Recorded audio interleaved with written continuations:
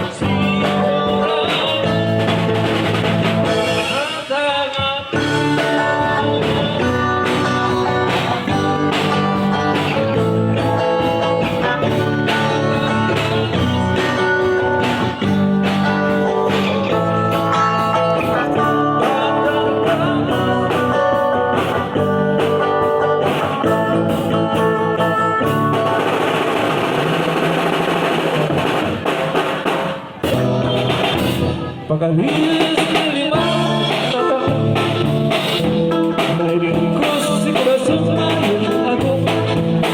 Dahil ibang natin siya, di mga dulsulon, ramo-ramo panisip ko.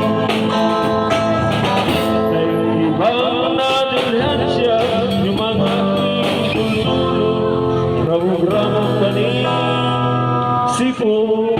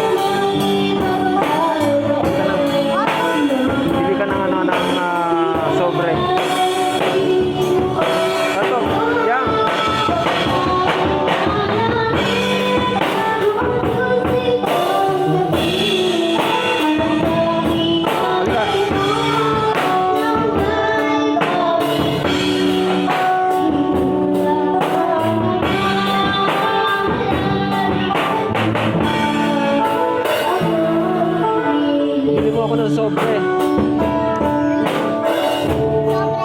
Oo. Lalagyan ng pera mo. Isa lang. Dalawa na, dalawa.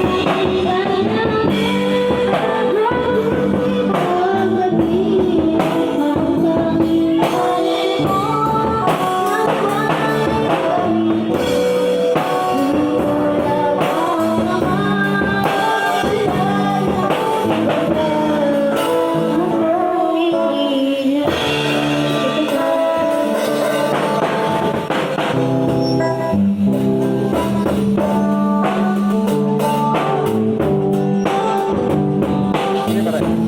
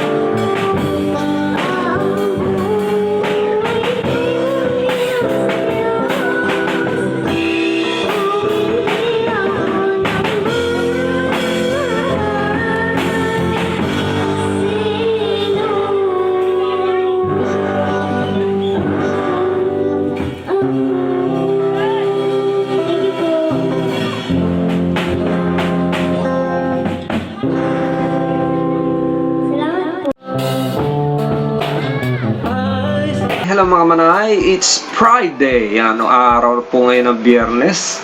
At ang petsa ay October 30. Yan, bukas ay dispiras ng All Saint Day o yung araw ng mga santo. Hindi po yan yung araw ng mga kaluluwa. Kasi ang nakagis na natin, November 1st is yun ang akala natin ay araw ng mga kaluluwa. Hindi po. Ang araw ng mga kaluluwa ay November 2. November 2 is All Souls Day. Magkaiba po yan. All Saints Day tsaka All Souls Day. Yan. Okay? So, bago tayo dumako dito sa dyan sa Undas. Tayo muna mag-shoutout. Shoutout lang po muna tayo mga manay. Dahil medyo mahaba yung ating videos na in-upload ngayon. So pagbati lang po muna. Wala mo po muna tayong bayanihan at tulungan. Kasi next post ko na po. Magkakaroon tayo ng bayanihan. Pero ang good news is muli na naman pong sinama o nakasama sa mga gigs si Reynalyn. Actually, itong araw na to ay kasama ngayon si Reynalyn sa gigs ni Tatay Eddie. So, hindi na nila inalintana yung mga sasabihin ng basher. I hope yung mawala na yung pambabas doon sa lalong-lalo na sa pamilya sa mga magulang pala ni Reynalyn. Sana na lang, imbis na ibas, bigyan na lang sila ng karampatang tulong. Yan, para magkaroon ng inisyatibo yung mga magulang ni Reynalyn na makapaghanap buhay. Yan, okay? Sana tulungan na lang po natin. And before ang ating shoutout, gusto ko po munang mulit pasalamatan yung sponsors ng naging mas baptismal ng magkakapatid na pagtalunan na siblings. Si Ma'am Heart ng Australia. Maraming salamat po muli sa iyo, Ma'am Heart, sa iyong kabutihang loob at sa pagtulong kina Reynalyn, ganun din kay Rihan, sa pamilya ni Reynalyn at sa pamilya ni Rihan. Maraming salamat po, Ma'am Heart ng Australia. Yan, siyempre, bago tayo dumako ulit sa shoutout, gusto ko rin pasalamatan yung buong residente ng number 24 Doña Juana Street, Potrero, Malabon. Maraming salamat po sa inyo mga manay dyan sa lugar ng Potrero, do sa lugar nila Sir Eddie at Ma'am Emma. Thank you po sa pagtanggap nyo po sa amin. Kumbaga, welcome na welcome kami sa inyong barangay. Maraming salamat po sa lahat po ng residente ng number 24 Doña Juana Street, Potrero, Malabon. So, dumako na po tayo sa shoutout. Unahin po muna natin, actually hindi ito po shoutout, kundi ito yung isang comment ng isa kong matalik na vlogger, si Sir Linodscan. Ito po si Sir Linodscan, ito yung umalalay sa akin nung first time akong naging kasapi ng Manila Vlogger. Siya po yung umalalay sa akin. Si Linodscan po ay malaki na ang malaki na ang kanyang channel. Almost 180,000 na siya. Kaya ang katotohanan nga, si Sir Linodscan ay verified na yung kanyang channel. Malalaman natin na verified na ang channel pagka meron na tayong nakikitang check sa kanilang mga profile, name, yan, channel name. Meron na yung check, makikita nyo. Ibig sabihin yan, verified na yung kanilang channel. Magkaiba naman yung verified account sa verified channel. So, ang sabi dito ni Sir Linodscan, sayang, wala ko dyan, Di bali, at least okay na sila at kahit pa paano nakapagbigay tayo ng tulong at saya sa kanila. God bless Kuya at Karen at Donna. Miss you all. See you soon. Yan. Nasaan po kasi siya? Nasa Cebu. Bago magka-lockdown, nakauwi siya ng Cebu. At dahil nga lockdown, hindi na siya nakabalik ng Manila. Yan. Kasama po kasi namin si Sir Linodscan sa pagbablog. So, si Sir Linodscan, siya po yung nag-donate nung mga cymbals na nakikita nyo dyan na ginagamit ng mga batang drummer. Siya po yung nag-donate nung isang set ng cymbals. Tapos si Ma'am Karen naman, siya yung nag-donate nung speaker na ginagamit. Yan. Tapos si Ma'am Julie Martinez naman, siya yung nag-donate ng gitara tsaka yung lapel microphone na ginagamit. Si Ma'am NSB Barrias naman, siya yung nag-donate ng isang drum. Yung snare drum yan, na dinonate niya. Tsaka yung battery na ginagamit na dyan sa ng nila Sir Eddie pagka tumutugtog sila. So halos po lahat ng kasamahan namin sa Manila Vloggers kahit papaano nakapag-share ng kanilang mga blessings sa mga batang drummers. So maraming salamat din sa iyo, Sir Linuscan, at ingat po lagi kayo dyan sa Cebu at sana nga po makabalik na kayo dito ng Maynila. Okay, next. Sabi naman ni Sir Justin Formento, Sir Hill, pa-shoutout daw po si Jing Pals kay Rian. Salamat po. God bless sa inyo. Okay, maraming salamat din ni Sir Justin Formento, Rian. Sabi ni Sir Justin Formento, shoutout daw sa iyo. Sabi ng kanyang asawang si Jing Pals. Yan. Si Jing Pals po ay ang better half ni Sir Justin Formento. Thank you po. Next. Sabi naman ni Ma'am Edelita Galapons, hello Sir Hilbal. Salamat po ulit. Nakakaalis kayo ng pagod. Shout out po sa lahat. God bless. God bless you too, Ma'am Edelita Galapon, at maraming salamat po. Next. Sabi naman ni Sir Shuttle Tanker, si Sir Shuttle Tanker po ang better half ni Ma'am Purple K. Ang sabi niya, ang saya lang talaga, nag-enjoy din kami, sir. Thank you ulit sa shoutout. Maraming salamat din sa iyo, Sir Shuttle Tanker. Yan lang po ang ating pa-shoutout ngayon, at hindi po tayo magkakaroon ng bayanihan ngayon. Next post ko na po. Basta ang pinaka-good news is balik na po ulit si Renaling sa pagtugtog o sa mga gigs ni Tatay Eddie at ni Rian. Yan, okay? So hanggang dito na lamang po. Maraming salamat po sa aking mga subscribers, sa aking mga viewers, sa mga followers, yan, sa mga fans ng Batang Drummers. Maraming salamat po sa inyong lahat sa patuloy ng pagtangkilik ng aking channel. At kung hindi ka pa po nakapag-subscribe sa channel ko, subscribe ka na po. I-click niyo po yung notification bell icon at i-click niyo yung all para lagi po kayong notified sa lahat ng mga videos na ipopost ko sa aking channel. Muli po, ito po si Hill at ito ang Hillbal Channel na laging nagsasabi na naway pagpalain tayo ng ating pong may kapal at bigyan tayo ng ating mga pagpapala at naway ingatan ng bawat isa sa atin. Bigyan tayo ng kalakasan ng ating mga katawan at kaisipan. Maraming salamat. God bless you all and just mabalos!